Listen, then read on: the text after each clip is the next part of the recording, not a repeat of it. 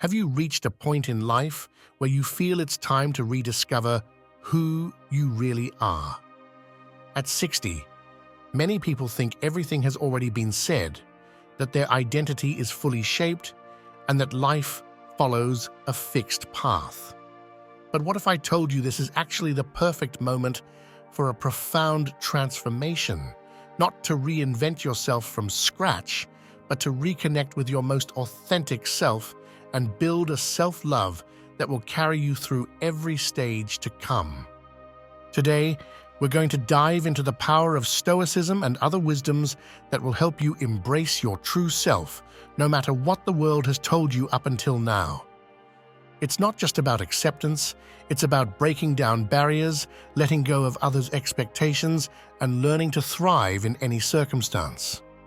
Get ready, because these 9 transformative lessons will guide you toward a new way of seeing yourself, stronger, freer, and more at peace than ever before.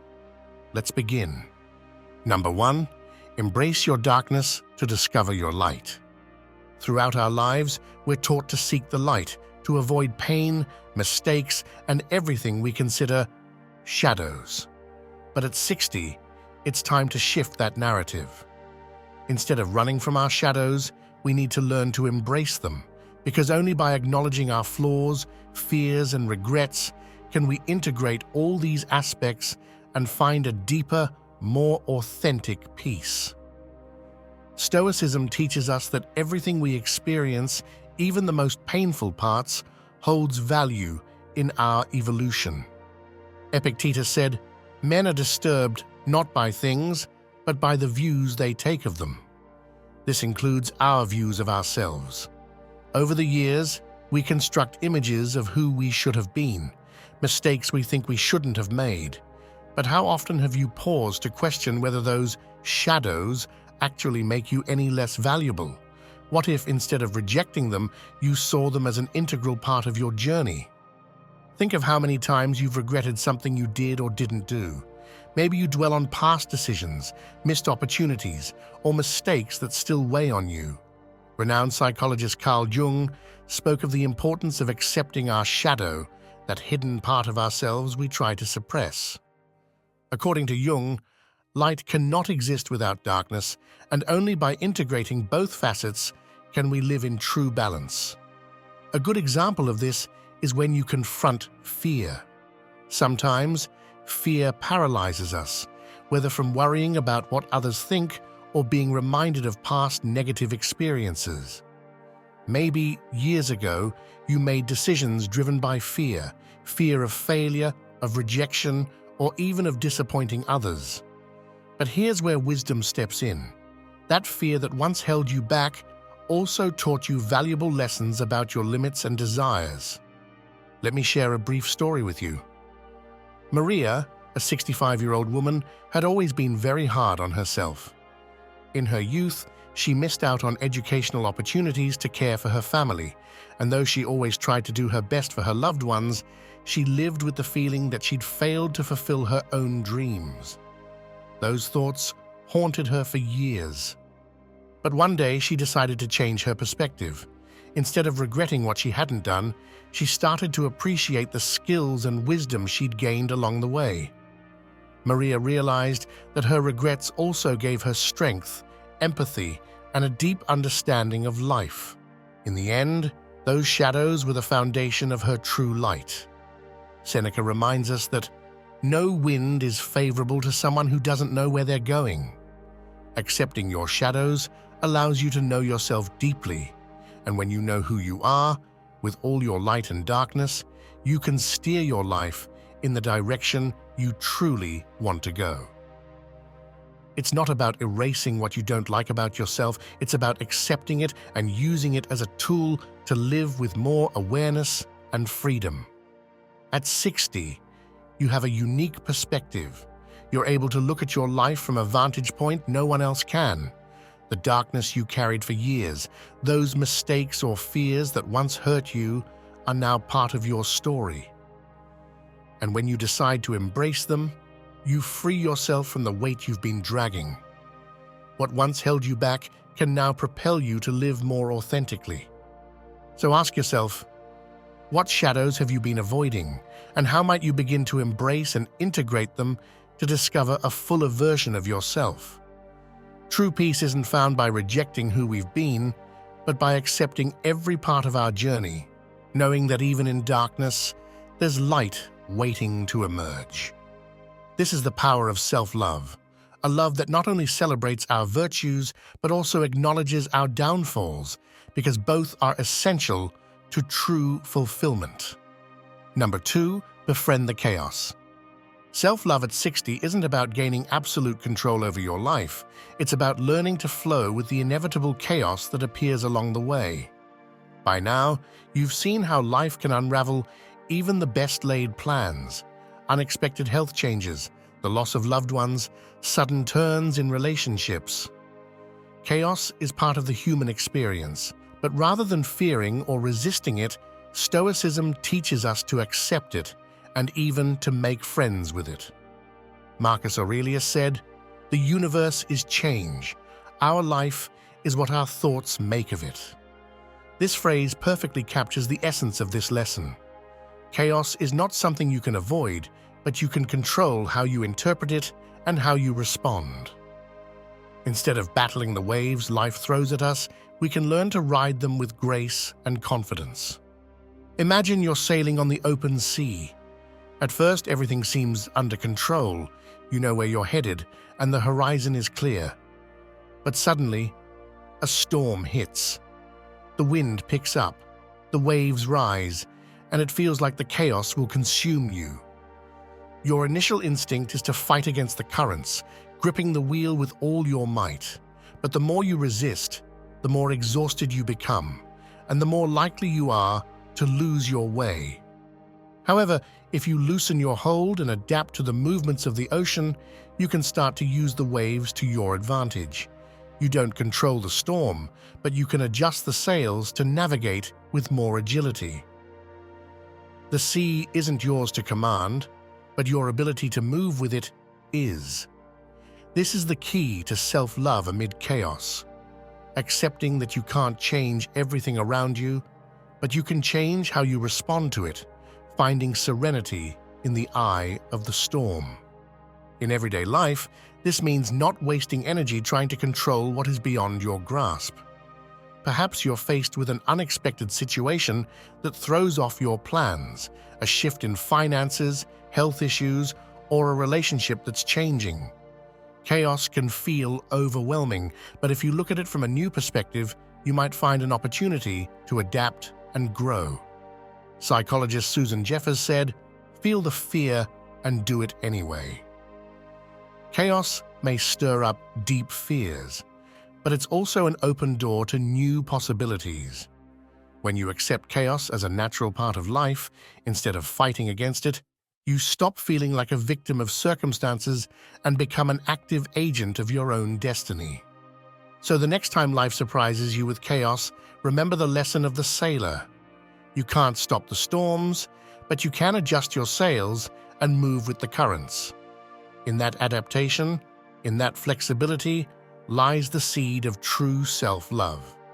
Because self-love doesn't only arise in moments of calm, it's born when you learn to find peace even in the midst of disorder. In the end, as Viktor Frankl reminds us, when we are no longer able to change a situation, we are challenged to change ourselves. And in that change, in that serene adaptation, you find a deep strength that connects you to your truest self. Chaos is no longer your enemy, but a teacher, showing you how to flow with life and love yourself at every stage, no matter the circumstances. Number 3, break free from the story you were told. By the time we reach 60, many of us are still living under the weight of stories that were never truly ours. These are narratives others have told us about how we should live, what choices we should have made, or even how we should age. Over time, we start to accept these stories as truths, and they become an invisible prison, limiting our growth and, above all, our capacity to love ourselves as we really are. But what if you decided to break free from those stories? Stoicism, with its focus on inner freedom, teaches us that we are not bound to the expectations of others. As Epictetus said, it is not things that disturb us, but our interpretations of them. And one of the most powerful interpretations we make is the story of our own life. Often, that story is just a limited version of what we're truly capable of being. Throughout our lives, society, family, and even our own experiences shape a version of us that we may feel we have to uphold. Maybe you were told from a young age to be strong, independent, and always in control. Or perhaps you grew up with the idea that success meant fulfilling certain roles, the good parent, spouse, or employee, and without realizing it, you shaped your identity around these expectations. But did you ever stop to ask if those expectations truly reflect who you are? One analogy for this is that of an actor in a play. For most of your life, you were handed a script, taught how to act, and memorized your lines perfectly. You've played this role so well that you've even come to identify with it. But what if one day you decided to step off the stage, to let go of the role you were assigned and create your own play? This is exactly what breaking free from the story you were told entails, letting go of old scripts and daring to write a new one. This break doesn't mean forgetting where you come from or rejecting everything you've lived. It means understanding that you always have the power to redefine how you live from this point forward. As Carl Jung said, "I am not what happened to me. I am what I choose to become." That's true freedom, releasing the expectations others have projected onto you and choosing a path that reflects your real self. A clear example of this is when you reach 60 and realize the rules you were given no longer apply. Maybe you were told that aging means slowing down and taking it easy, yet you feel a renewed energy to keep learning, traveling, or starting new projects. Perhaps you were led to believe that it's too late to reinvent yourself, but your heart tells you otherwise, that now is the perfect time to do just that. There's something powerful about looking back and realizing that while the choices you made may have been influenced by external expectations, they don't define who you are today. Every step, every mistake, every success has brought you here, but you don't have to remain a prisoner of that story. You can take what you've learned and turn it into new experiences, new ways of living, new ways of loving yourself. Philosopher and writer James Hollis captured this beautifully, saying, "The purpose of life is not to be happy, but to be whole." Being whole means accepting all parts of yourself, including those that don't fit the stories you were told. It means living authentically, free of narratives that no longer serve you. So how do you break free from that story? The first step is to identify what part of your life is still guided by external expectations or limiting beliefs. Ask yourself, what stories about myself do I still hold on to that no longer represent me? What parts of my identity were built to meet the desires or expectations of others? And most importantly, what do I want to do with the time I have left, from my own self, from my own truth? Self-love at this stage of life is about freeing yourself from the invisible chains you've carried for so long. Breaking free from the story you were told isn't easy, but it is liberating. By doing so, you allow yourself the possibility of living a more authentic life, one that aligns with who you truly are and what you genuinely desire. It doesn't matter what others think or expect of you. What matters is what you choose to do with this new blank page in front of you. Remember, as Virginia Woolf said, you cannot find peace by avoiding life. And the only way to live fully is by being true to yourself, leaving behind the old stories and writing your own with all the love and respect you deserve. Number 4, rediscover the power of your body.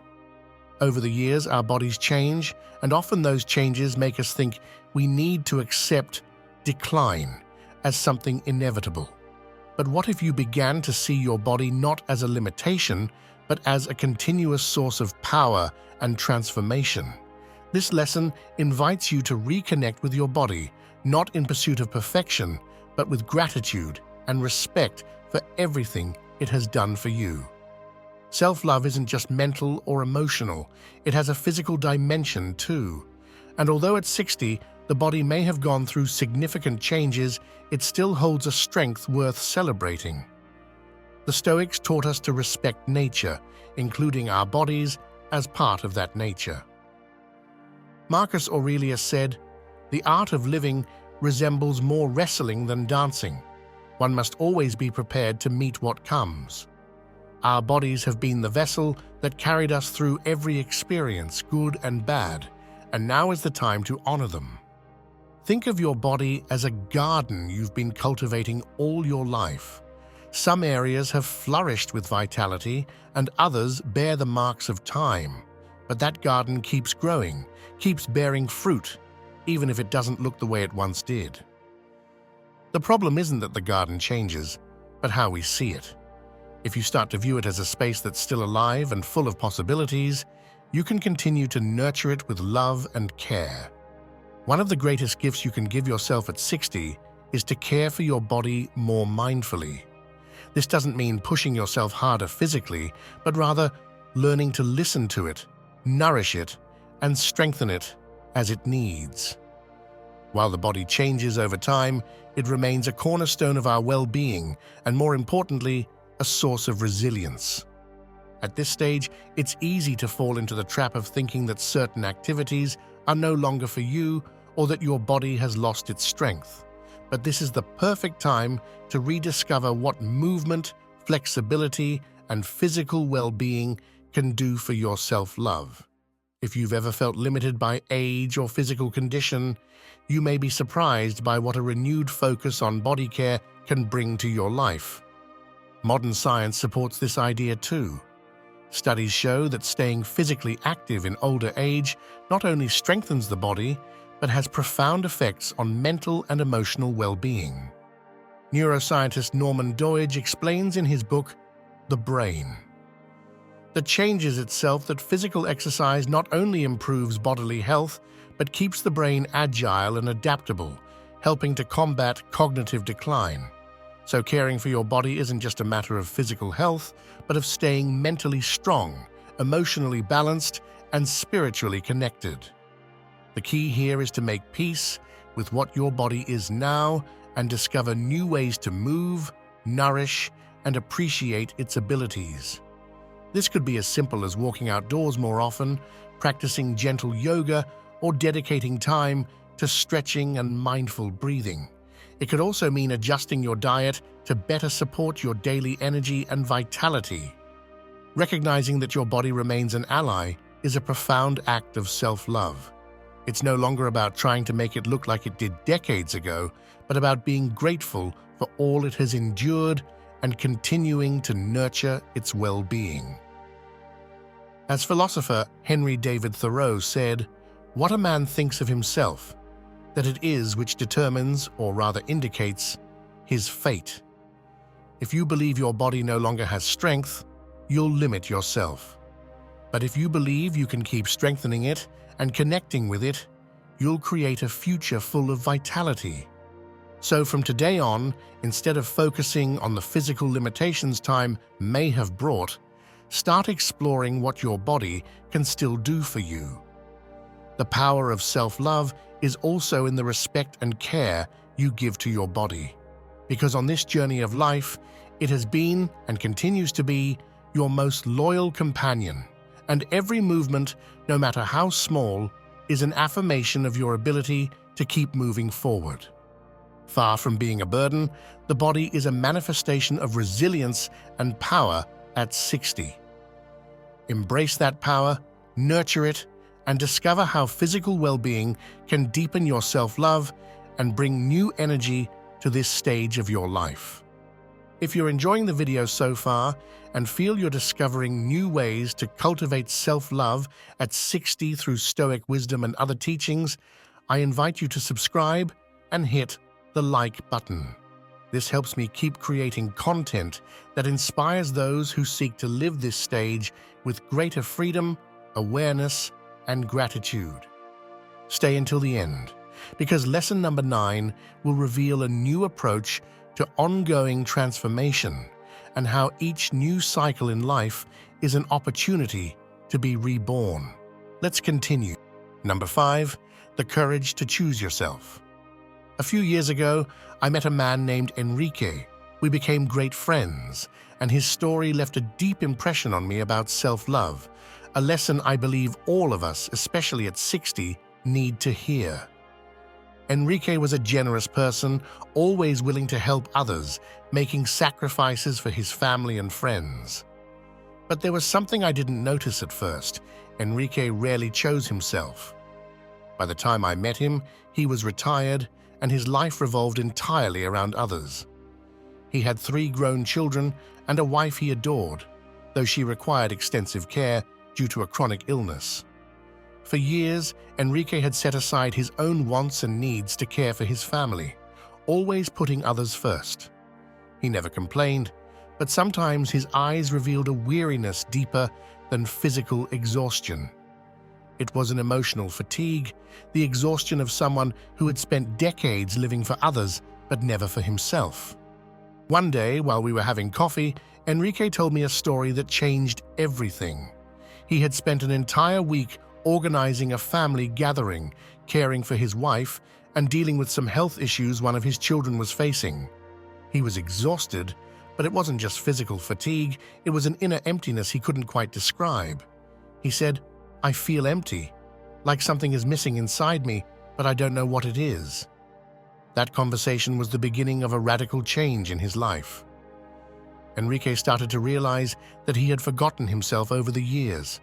He saw that he had always put others' needs ahead of his own, never allowing himself the freedom to choose what he truly wanted. "I've spent my life choosing for everyone," he once told me, "but I never chose for myself." This realization was painful, yet also freeing. He decided it was time for a change. It didn't mean he would stop caring for his family or stop being the generous person he had always been, but it did mean finding a space for himself amidst it all. Enrique began to make choices that included him. For the first time in years, he returned to hiking, a passion from his youth that he'd left behind due to family responsibilities. He signed up for painting classes, something he'd always wanted to do, but had never seen as important compared to life's demands. In this process of choosing himself, Enrique discovered something transformative. He told me, "It's not selfish to want things for yourself. It's not selfish to want to feel good, to take a break, or to seek your own happiness." This was his greatest discovery. When you choose yourself, you also fill up with energy and love to give to others. He was no longer the worn-out man he'd been before. Now he had a new vitality, a new peace that followed him everywhere. His family noticed the change too. "Dad is happier," one of his daughters said, and he was, because he had finally understood that you can't give what you don't have. Enrique taught me that self-love is not selfishness, it's an act of respect for oneself. By choosing himself, he not only improved his own life, but also became a better father, husband, and friend. Seneca said, "Live for yourself if you would live for others." This is the essence of this lesson. If you don't choose yourself, if you don't make time for your own wants and needs, you empty yourself. But if you create the space to live on your own terms, not only do you strengthen yourself, but you also give the best of yourself to those you love. At 60, many of us have spent a lifetime attending to the needs of others, children, partners, parents, friends, work. And while that's important, it's also vital to remember that you matter. Your happiness and well-being aren't luxuries, they're necessities. Enrique showed me that choosing yourself isn't selfish. It's one of the purest forms of self-love. Because when you give yourself the space to be you, to do what brings you joy, you recharge. And only from that fullness can you keep giving to others, without losing yourself in the process. So I'll ask you, just as I asked Enrique, when was the last time you chose yourself? Number 6, stop apologizing and explaining yourself. You don't owe anyone. Throughout our lives, we've found ourselves apologizing for every mistake, blaming ourselves for everything that went wrong, and worse still, feeling the need to explain every decision, as if we needed external approval to move forward. But at 60, there's something crucial you need to know. You don't have to keep apologizing to yourself or anyone else, and even less do you need to keep explaining yourself. True self-love lies in understanding that you don't have to justify every step you take, because in the moment you made a decision, you did so with the best tools and knowledge you had. You can't judge your past self with the wisdom you've gained today. In life's constant school, we are always learning, and that's the beauty of living. Think about how many times we punish ourselves for past mistakes. We look back and, with hindsight, say to ourselves, if only I'd done this differently, if only I'd known what I know now. But the truth is, we can't predict the future, and what once seemed like the best choice might not have turned out as we hoped. So what? That's the natural course of life. Marcus Aurelius, one of the great Stoics, wrote, "If you make a mistake, correct it. If not, move on." Here lies the key. If you realize a decision wasn't right, you don't need to torment yourself. Just learn from it and keep going. There's no need to keep apologizing for taking a path that didn't turn out as you'd imagined. We live in a world where mistakes are part of the process. Constantly asking for forgiveness or feeling the need to explain yourself is an unnecessary burden that prevents you from moving forward freely. One of the greatest obstacles to self-love is the habit of justifying ourselves.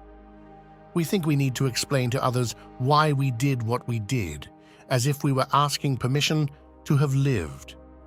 But you don't need anyone's approval to justify your decisions. If you chose a path that wasn't the right one, that's okay. You don't have to explain it, because at that moment, you believed it was the best option. The important thing is that you learned, that you grew, and that you're still here, ready to keep making choices, knowing that some will be right and others won't, because that's life. Another important thing to remember is that you can't judge your past self from the perspective you have now. Back then, you did the best you could with the tools you had. It's easy to judge with the wisdom of the present, but that wisdom didn't exist then. Would you blame yourself for not knowing something you simply couldn't have known? Of course not. Life is a constant evolution, and every step you took, even those that now seem like mistakes, shaped the person you are today. If you ever catch yourself explaining why you made a certain choice or apologizing for past mistakes, pause for a moment. Ask yourself, do I really need to justify myself? Do I really need to blame myself for something that's already happened? The answer is no. Life isn't an exam we have to pass without mistakes. It's a journey where every step, every choice, even those that go wrong, has its place and purpose. Self-love also means letting go of the expectations of perfection. You don't need to be perfect. You don't need to be immune to mistakes, nor justify each one. At 60, you have a wealth of experience that no amount of errors can invalidate. You're at a point where you can let go of that burden and embrace life with a new lightness, knowing you don't need to explain yourself, not to others and not to yourself. Letting go of the need to apologize for everything that went wrong is an act of liberation. Knowing that, while you might have chosen differently, in the moment you did the best you could. Self-love is accepting that you don't have to account for everything, that you don't have to justify each action. You've done the best with what you had, and that is enough. As Ralph Waldo Emerson said, "Do what you feel in your heart to be right, for you'll be criticized anyway." The decisions are yours and you don't need to explain them. So stop apologizing and explaining yourself. Free yourself from that weight. Recognize that every mistake, every decision was part of your learning. And move forward knowing you don't have to justify yourself anymore because you're constantly evolving and life will always give you new chances to keep growing. Number 7, find beauty in the imperfect. Throughout life, we're taught to chase perfection, to be the ideal person, make the right choices, and meet certain standards of excellence. But at 60, it's time to reconsider that belief and realize that true beauty and true self-love aren't found in perfection, but in the imperfect, in the authentic, in what makes us unique.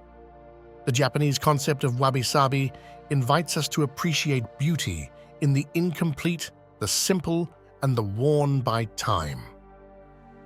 This philosophy can be applied to our own lives. As we age, it's easy to fall into the trap of regretting the changes we see in ourselves, the lines on our faces, the marks on our skin, the emotional scars from difficult experiences. But what if we began to see those scars, both physical and emotional, not as flaws, but as symbols of our strength and a life well lived? Think of a ceramic object that has broken and been repaired with gold, as in the Japanese art of kintsugi. The cracks aren't hidden. Instead, they're highlighted with golden seams that make the object more valuable than it was before it broke. Our own cracks are like this too. The hard experiences and imperfections we carry don't diminish our value. In fact, they add character, wisdom, and depth. Rather than pursuing an impossible perfection, self-love lies in accepting that the beauty of your life is found in every scar you've earned. Marcus Aurelius reminds us, the perfection of character is this: to live each day as if it were your last, without frenzy, without apathy, without pretense. Living authentically, without the need to be perfect, is what brings us true inner peace. Imagine for a moment that you're looking at an old painting. Its colors may have faded over time, and perhaps its edges are worn. But this doesn't diminish its value. Quite the opposite. Its age, its history, is what makes it special. The same is true for you. Over the years, your life has been painted with experiences, some vibrant and others darker, but all of them make up the masterpiece that is you. Author Brené Brown, in her studies on the vulnerability, teaches us that true courage lies not in hiding our imperfections, but in showing them with pride. Because being imperfect isn't a flaw, it's part of what it means to be human. And at 60, it's no longer the time to hide who we are, but to celebrate it. Every line on your face tells a story. Every choice, good or bad, is part of what has helped you grow. The scars, the mistakes, the difficult moments, all of these have given you the strength to be here today, wiser, more resilient, more yourself. Finding beauty in the imperfect also means letting go of self-criticism for not having met certain standards. Who decided what perfect was anyway? Society may have imposed ideals of youth, success, and appearance, but these external expectations don't define your worth. Instead of spending energy trying to meet what others consider perfect, focus on what really matters: being authentic, being honest with yourself, and recognizing that your life, just as it is valuable. At this stage, self-love means freeing yourself from the pressure to be perfect and instead enjoying who you are with all your imperfections. Because those imperfections are what make you unique. As Leonard Cohen said in his famous song, "There's a crack in everything, that's how the light gets in." Your cracks, your faults, are the openings through which the light of your wisdom and your humanity shine the brightest. So the next time you look in the mirror and notice the marks of time, rather than regretting them, see them with pride. Remember that every imperfection is proof that you've lived, that you've loved, that you've fallen and gotten back up. And that is true beauty. Accept yourself with everything that has come along in the package of your life. Perfection is an illusion. True beauty lies in recognizing that with all our imperfections, we are complete, and that, in itself, is a form of self-love that will not only free you, but will allow you to live with an inner peace that doesn't depend on how others see you, but on how you see yourself. Number 8, make your solitude a sanctuary. Solitude is a concept we often fear, especially as we age. We worry that over the years connections will fade, children will drift away, or friends will take different paths. But solitude doesn't have to be a daunting void.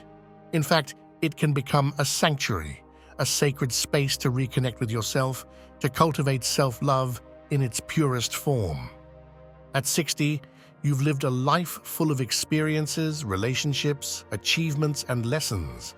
And while it's natural to feel nostalgic for the lively days of the past, this stage offers something invaluable: the time and space to be with yourself, without distractions, without rush.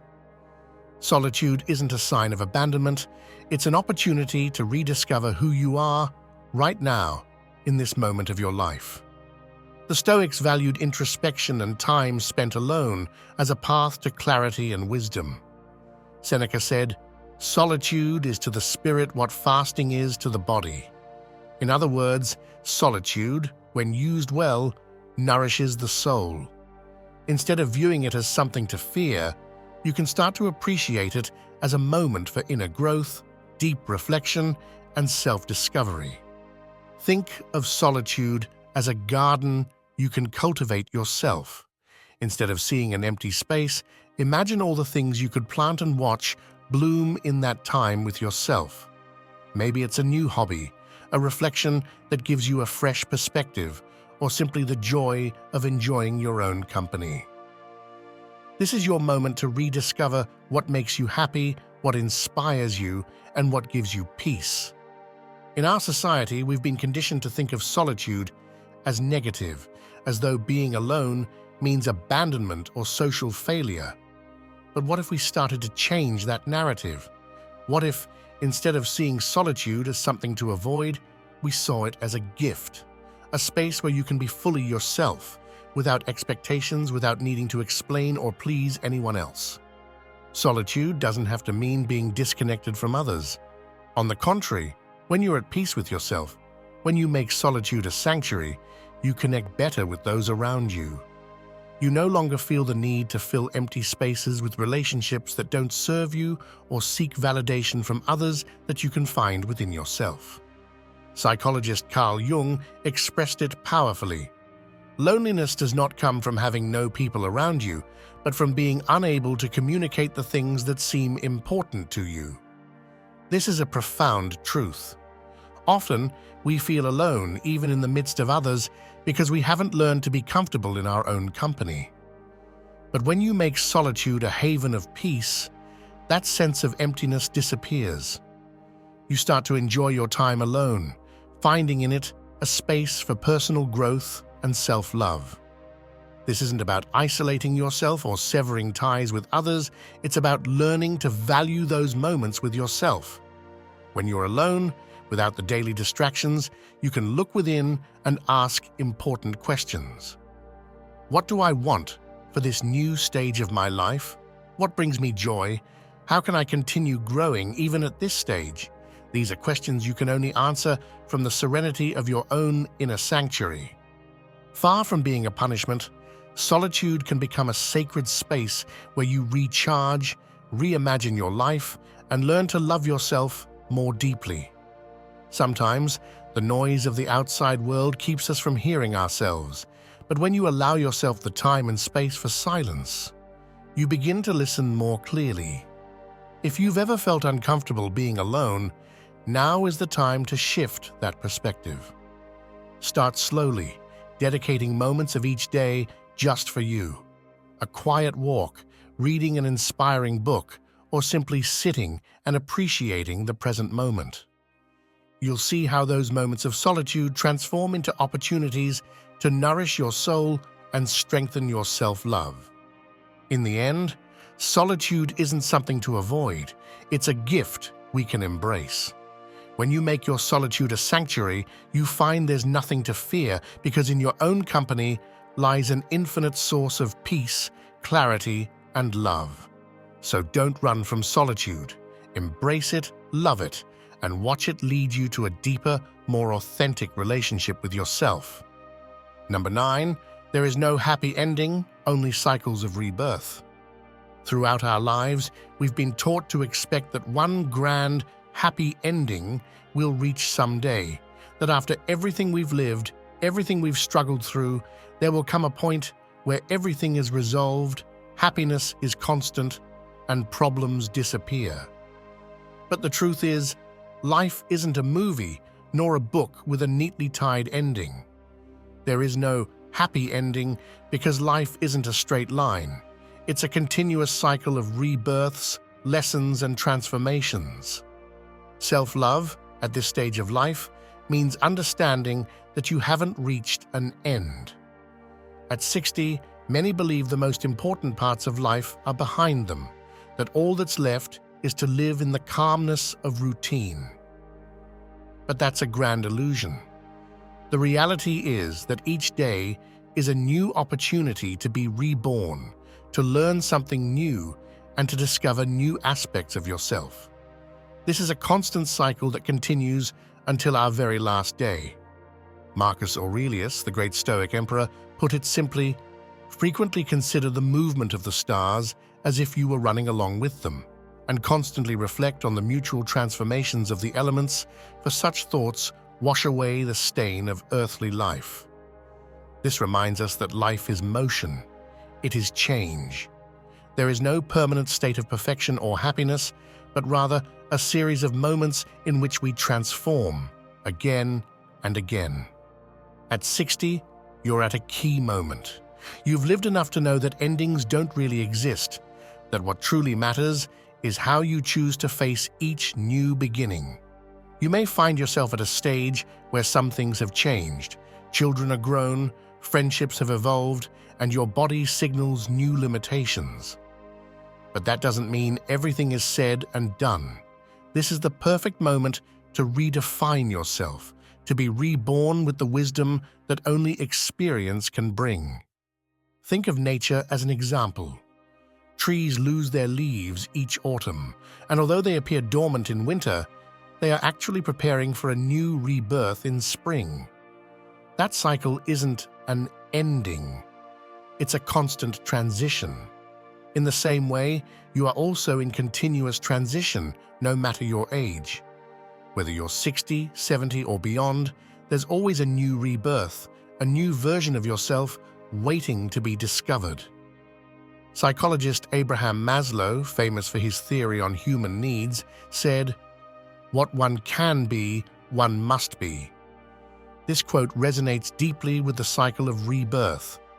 Throughout your life, you've evolved, overcome challenges, and adapted. Now, the next step is to keep becoming the best of what you can be without settling for an ending that will never come, because life goes on, and with each new day, you have the possibility to reinvent yourself. Mature self-love is accepting that there is no final goal where all problems are resolved. Instead, true peace comes from embracing each cycle of life as a new opportunity. If you've ever thought that certain choices or experiences were definitive, that they marked the end of an important chapter, I invite you to reconsider. Life isn't about closing chapters and moving on to another, but about understanding that even when something seems to end, something new is always beginning. In this constant rebirth, it's important to remember that there's always room for change, for learning, for growth. No matter your age, you can always learn a new skill, explore a new interest, or even change a perspective you've held for decades. Every cycle of your life offers the opportunity to become wiser, more aware, and most importantly, more at peace with yourself. So instead of chasing that elusive, happy ending, begin to appreciate each moment as part of your continuous journey. Self-love isn't found in achieving some imaginary state of perfection.